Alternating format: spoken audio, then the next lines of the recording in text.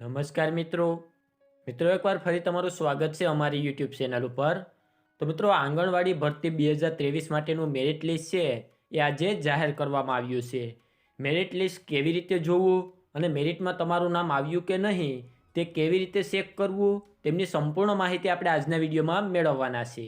એની પહેલાં અમારી ચેનલમાં પહેલીવાર આવ્યા હોય તો ચેનલને સબસ્ક્રાઈબ કરી દેજો જેથી આવી માહિતી મળી રહે। તો ચાલો મિત્રો આપણે આજનો વિડીયો શરૂ કરીએ।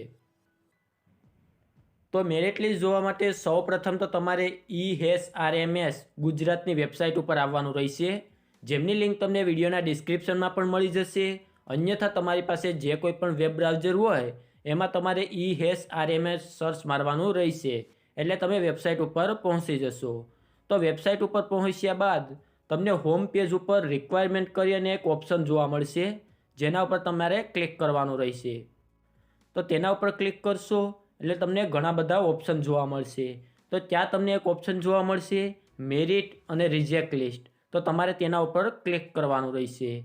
તેના ઉપર ક્લિક કરશો એટલે તમારી સામે એક બીજું નવું પેજ ખુલી જશે, જેમાં સૌપ્રથમ તો છે એ તમારે અહીંયાથી એડવર્ટાઇઝમેન્ટ સિલેક્ટ કરવાનું છે।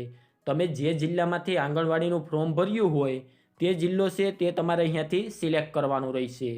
તો તમે અહીંયા જિલ્લો સિલેક્ટ કરી લો। ત્યારબાદ તમે કઈ પોસ્ટમાં તે ભરેલું છે તે તમારે સિલેક્ટ કરવાનું છે। AWS એટલે કે હેલ્પર માટે ભરેલું છે કે AWW કે કાર્યકર માટે ભરેલું છે, એમાંથી તમે જેના માટે ફોર્મ ભરેલું હોય તે તમારે અહીંયા સિલેક્ટ કરી લેવાનું રહેશે।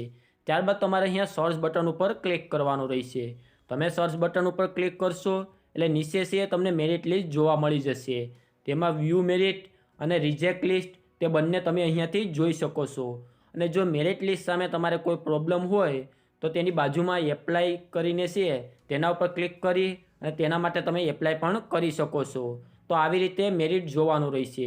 અને જો મેરિટને લગતો બીજો કોઈ પ્રશ્ન હોય તો નીચે કોમેન્ટ બોક્સમાં જણાવી દેજો, ત્યાં તેમનો જવાબ આપી દઈશ। અને આજના વિડીયોમાં આપવામાં આવેલી માહિતી સારી લાગી હોય તો વિડીયોને લાઇક કરી દેજો, અને અમારી ચેનલમાં પહેલીવાર આવ્યા હોય તો ચેનલને સબસ્ક્રાઈબ કરી દેજો જેથી આવી માહિતી મળી રહે।